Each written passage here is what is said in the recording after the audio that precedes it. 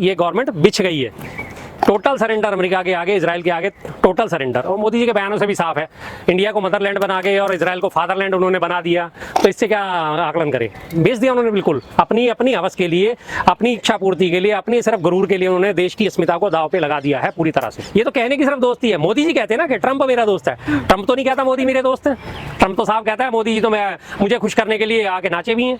अगर मोदी जी मुझे खुश करना चाहते थे इसलिए उन्होंने प्रतिबंधों में जो है हामी भरी है। रशिया से तेल खरीदने के लिए मैंने मना करा तो मोदी मुझे खुश करना चाहते थे इसलिए उन्होंने रशिया से तेल खरीदना बंद करा। अमेरिका कोई नहीं होता और ना अमेरिका कोई होता था, लेकिन जब देश नेतृत्व कमजोर होता है, जब देश का नेतृत्व कमजोर हाथों में चला जाता है तो इस तरह की हरकतें जन्म लेती हैं।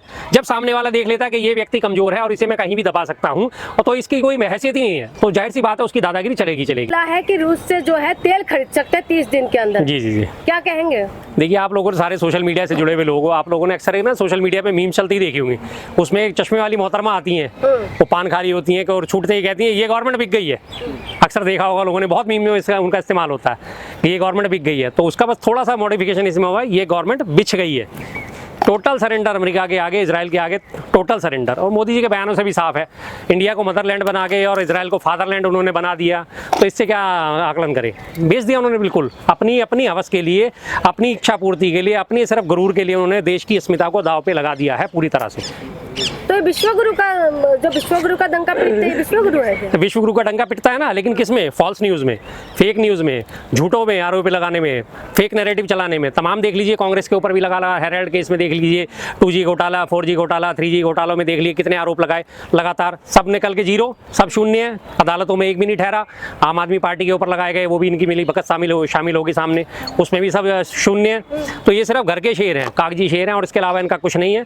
रही बात विश्वगुरु की, तो विश्वगुरु की हालत ये है कि आज उसी हमारे मोदी जी के लिए अमेरिका के वहाँ पे न्यूज़ एंकर क्या बोल रहे हैं, मोदी ने इजराइल के आगे अपनी टांगें खोल दी हैं। कितना शर्मनाक बयान है, कितनी शर्मनाक स्थिति है कि एक हमारे देश के प्रधानमंत्री के बारे में वहाँ का मीडिया इस तरह के शब्दों का इस्तेमाल कर रहा है और हमारी तरफ यहाँ से कोई खंडन नहीं हो रहा। आपको याद होगा जब मनमोहन सिंह जी की सरकार थी, एक हमारी राजनायक हुआ करती थी देवयानी, उनके साथ थोड़ा सा भद्र व्यवहार हुआ था और उस भद्र व्यवहार को लेकर जो है उनके साथ दिक्कतें करी गई थी अमेरिका सरकार द्वारा। यहाँ से उनके जो है सिक्योरिटी टोटल हटा दी गई थी, नई दिल्ली से दूतावास से सिक्योरिटी हटा दी गई थी और यहाँ से राजनायक निष्कासित कर दिए गए थे। जब तक अमेरिका घुटनों पे नहीं आया था तब तक अमेरिका को जो इन्होंने दोबारा से सिक्योरिटी प्रोवाइड नहीं करी थी। उनको घुटनों पे ला के जब उन्होंने खेद जताया उस घटना के लिए, उसके बाद जाके दोबारा से संबंध बहाल हुए थे। और अगर और भी उससे पहले जाएंगे तो देख लीजिए 1971 का युद्ध सबको याद है, किस तरह निक्सन ने अपना 7वां बेड़ा भेजा था और धमकी दी थी भारत को कि युद्ध बंद कर दो। पाकिस्तान के पक्ष में आकर उसने अपना 7वां बेड़ा खड़ा कर दिया था और इंदिरा जी ने बिल्कुल सीना चौड़ा करके बोला था आप 7वां छोड़िए 70वां बेड़ा भेज दीजिए, हम रुकने वाले नहीं हैं, हम इसको पूरा करके अंजाम को मानेंगे। 13 दिन में पाकिस्तान के 2 टुकड़े कर दिए, सबने देख लिया। और आज हालत क्या है? हालत क्यों है? क्योंकि इनके कुकर्मों की फाइल जो है वो एपस्टीन फाइल में दर्ज है।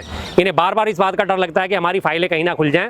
जिस तरह से ट्रंप सार्वजनिक रूप से बयान देता है कि मैं चाहूँ तो मोदी का राजनीतिक कैरियर 1 मिनट में खत्म कर सकता हूँ, तो खत्म होने का मतलब क्या है कि आपकी कोई ऐसी दबी छुपी नसें हैं जो जनता के सामने जब आ जाएंगी तो जाहिर सी बात है आपको शर्मिंदा होकर कहीं छुपने की जगह नहीं मिलेगी। तो उसी चीज़ से आज ये ब्लैकमेल हो रहे हैं, जो आज ये रशिया से वो हमें डिसाइड कर रहा है अमेरिका कि हम तेल किससे खरीदेंगे, किससे नहीं खरीदेंगे, कब खरीदेंगे, कहीं नहीं खरीदेंगे। और ऊपर से गोदी मीडिया इस बात का जश्न मना रहा है कि 30 दिन की राहत मिल गई है हमें, राहत मिल गई। अरे बेशर्मो, ये तो देखो कि राहत किस चीज़ की मिल रही है और राहत जो है दी है। दूसरी बात एक और बताता हूँ, राहत देने का पीछे कारण क्या है। अमेरिका रशिया से जो तेल चला था वो समुद्र में ही रुका हुआ है अभी। ये युद्ध होने के बाद जो है ईरान के साथ युद्ध होने के बाद वो सारा का सारा समुद्र में उसके तेल टैंकर वहीं के वहीं खड़े हुए हैं। तो जिसकी वजह से उनको दिक्कत हो रही है, ना वो पीछे जा सकते ना वो वापस आ सकते, खड़े खड़े जो है उनकी कॉस्टिंग ही बढ़ रही है। तो आज इसने अमेरिका ने जारी करा कि आप जाके उनसे ले लीजिए और उन तेल का सौदा जो है वो है ताकि वो किनारे लग सके, फिर उस तेल को परिष्कृत करके और दोबारा से यूरोप के बाजारों में और बांग्लादेश में और श्रीलंका में या भूटान में जो है भारत उसे भेज सके। इसलिए यहाँ भी उसने अपना फायदा देखा है कि वहाँ खड़े खड़े तेल की कॉस्टिंग बढ़ जाएगी, तो इसलिए अच्छा है कि चलो इन्हें परमिशन दे दो, मेरी वाह भी हो जाएगी और काम भी निकल जाएगा। लेकिन परमिशन क्यों दे रहे, क्यों दादा बन रहे हैं? दादा बन रहे हैं, जब आप देखिए ना, जब घर का मुखिया कमजोर होगा तो कोई भी दादागिरी आगे दिखा दे के चला जाएगा। एक तरफ पुराने मोदी जी के आज बयान सोशल मीडिया पे वायरल होने, हम 100 करोड़ 140 करोड़ लोगों का देश है, अरे हम प्रेशर पैदा करते हैं, हम प्रेशर में आने वाले हैं। ये बयान उनके 2012-13 के आसपास के हैं, जब वो प्रधानमंत्री नहीं बने थे। आज वो प्रधानमंत्री बनने के बाद हर जगह कंप्रोमाइज करते हुए नजर आ रहे हैं। उनकी सिर्फ दादागिरी कहाँ चलती है? भारत में विपक्षी दलों के ऊपर, कांग्रेस के ऊपर, और इसके अलावा कहीं कुछ नहीं है। कौन सा देश आज हमारे साथ खड़ा हुआ है? एक भी देश का कोई एक नाम बता दीजिए। कोई, मैं पूरी जनता से आह्वान करता हूँ, बताइए कोई एक देश हमारे साथ कंधे से कंधा मिला के खड़ा हुआ है। रशिया हमारा इतना पुराना दोस्त था, आज उससे भी हमारे संबंध खटासपूर्ण हो चुके।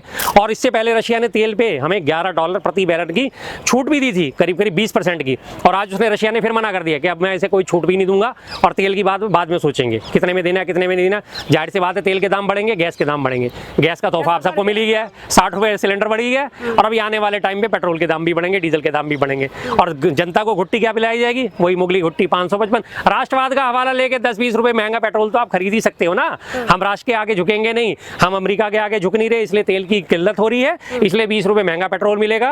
पैदल चलिए या इलेक्ट्रॉनिक गाड़ियों का इस्तेमाल करिए या सार्वजनिक वाहन का उपयोग करिए, क्योंकि देश हित में यही कहा जाएगा। लेकिन मोदी जी तो कहते हैं कि ट्रम्प उनके दोस्त हैं। क्या मोदी जी की दोस्ती भारतीय नागरिक को भारी पड़ रही है? कहाँ से दोस्त हैं? अगर वो दोस्त होते तो दोस्ती में ऐसी बातें नहीं होती। दोस्ती में छुरे नहीं घोपे जाते, दोस्ती में एक दूसरे का मान सम्मान रखा जाता है। अगर कोई मेरा दोस्त है तो मैं उसके साथ मान सम्मान से पेश आऊंगा, वो मेरे साथ मान सम्मान से पेश आएगा। ये तो कहने की सिर्फ दोस्ती है। मोदी जी कहते हैं ना कि ट्रम्प मेरा दोस्त है, ट्रम्प तो नहीं कहता मोदी मेरे दोस्त है। ट्रम्प तो साफ कहता है मोदी जी तो मुझे खुश करने के लिए आके नाचे भी हैं। अगर मोदी जी मुझे खुश करना चाहते थे इसलिए उन्होंने प्रतिबंधों में जो है हामी भरी है। रशिया से तेल खरीदने के लिए मैंने मना करा, तो मोदी मुझे खुश करना चाहते थे इसलिए उन्होंने रशिया से तेल खरीदना बंद करा। तो जाहिर सी बात है, दोस्ती तब होती है बराबरी लोग होती है। सर, देश आजाद करने में बहुत लोगों ने शहादत दिया है, सारी शहादत बेकार कर दी है मोदी जी ने। बिल्कुल बिल्कुल। आज मुझे एक आप भारतीय जनता युवा मोर्चा की और महिला नेत्री थी ना, जिन्होंने कुछ दिन पहले एक बार बयान दिया था, 1-1.5 साल पहले, कि देश 99 साल की लीज पे लिया गया। आज उनकी मुझे बात वो सच होती नजर आ रही है। वो उस वक्त उन्होंने बात अंग्रेजों के लिए कही गई थी, ब्रिटेन वासियों के लिए गई, लेकिन आज ये मामला घूम फिर के अमेरिका के सामने नजर आ रहा है कि अमेरिका के आगे आज हमने अपने अस्मिता गिरवी रख दी है। हम किससे तेल खरीदेंगे, किससे नहीं खरीदेंगे, अमेरिका तय कर रहा है। हम कब युद्ध लड़ेंगे, कब हम युद्ध बंदी करेंगे, अमेरिका तय कर रहा है। कौन से बाजार हमारे लिए खुले जाएंगे, कौन से बाजार हमारे लिए बंद करे जाएंगे, अमेरिका तय कर रहा है। आयात पे हमारे जो है, अमेरिका से आयात जो हमारा सामान होगा उस पर अमेरिका 0 टैरिफ की घोषणा करता है कि हम 0 टैरिफ देंगे, लेकिन हमसे बदले में 18, 19 और 20% टैरिफ लिया जाएगा। अमेरिका कौन होता है भारत की नीति और पॉलिसी तय करने वाला? अमेरिका कोई नहीं होता, और ना अमेरिका कोई होता था। लेकिन जब देश नेतृत्व कमजोर होता है, जब देश का नेतृत्व कमजोर हाथों में चला जाता है, तो इस तरह की हरकतें जन्म लेती हैं। जब सामने वाला देख लेता है कि ये व्यक्ति कमजोर है और इसे मैं कहीं भी दबा सकता हूं, तो इसकी कोई हैसियत ही नहीं है, तो जाहिर सी बात है उसकी दादागिरी चलेगी। आपने देखा होगा, अक्सर मैं एक छोटा सा उदाहरण देता हूँ, बड़ा अजीब सा लगेगा। गली के जो कुत्ते होते हैं, गली में जब आप निकल रहे होते हैं स्कूटी पे या आपके पीछे पड़ते हैं, आप भागोगे तो आपके पीछे और भागेंगे। आपने वहीं अगर स्कूटरी पे ब्रेक मार दिया ना और कुत्ते को एक बार हड़क दिया, क्या है, कुत्ता वहीं आके कू कू कू कू करके दुम मिलाना शुरू करता है। वो समझ जाता है ये मेरा भी उस्ताद है, ये मुझे कुचल देगा। तो वो हालत आज उनकी है कि जो वो भागे जा रहे हैं और वो भौंके, वो भाग रहे हैं, वो भौंक रहा है। वो वाली बात हो रही है। नेतृत्व ही देश का कमजोर हाथों में चला गया, उन्हें सिर्फ अपनी इमेज की चिंता है। किस बात का डर है जो खुल एपेस्टीन फाइल अब तो सबके सामने आ गया। एपेस्टीन फाइल उनकी जो है खुली हुई है, उनके कुकर्मों की सजा उनके उसमें बंद है, और अमेरिका जिस दिन चाहता है वो उस दिन वो एपेस्टीन फाइल खोल देगा। तमाम विश्व का मीडिया उसे चलाएगा। ऐसा कोई भी मीडिया नहीं है, किसी भी देश का कोई मीडिया नहीं है जो उसे ना चलाए। इतनी दादागिरी तो अमेरिका की है कि जब उसने बयान जारी कर दिए या सार्वजनिक मंचों पे वो फाइलें उपलब्ध करा दी, तो जाहिर सी बात है देश में तूफान आना भी निश्चित है। हमारे देश में बेशक इस चीज़ को डिनाई करा जाएगा, क्योंकि गोदी मीडिया यहाँ पे तलवे चाटने का काम करता है, सवाल पूछने का काम नहीं करता। तो क्या लग रहा है सर, जिस तरीके से महात्मा गांधी और भगत सिंह तमाम लोगों ने शहादत दिया है, उन सारी शहादत को बेकार हो गई? बिल्कुल बिल्कुल। आज हमें वास्तव में अफसोस हो रहा है। खैर नहीं, देखिए, गुलाम तो हम नहीं बन पाएंगे। कांग्रेस अभी मौजूद है, साफ बात मैं कहता हूँ, कांग्रेस अभी मौजूद है। कांग्रेस ऐसा कोई भी काम नहीं करने देगी कि जिससे देश गुलामी की ओर दोबारा जाए। बेशक आज 3 राज्यों में हमारी सरकार है, लेकिन देश में उत्तर से पश्चिम, पूर्व से पश्चिम, उत्तर से दक्षिण तक हर कोने में कांग्रेसी कार्यकर्ता मौजूद है। अगर देश की अस्मिता में सवाल आएगा तो कांग्रेस पूरी जोर से, पूरे ताकत के साथ खड़ी होगी और मुकाबला करा जाएगा। ऐसा नहीं होने देंगे। भक्तों को तो लगता है कि विश्व गुरु बन रहे हैं, उनको तो लगता है, उनकी तो मानसिकता की बात अंदाजा इसी बात से लगाया जा सकता है। जिन्होंने चौथी फेल आदमी को, चौथी अनपढ़ आदमी को अपना नेता मान लिया, उनसे क्या उम्मीद करी जा सकती है?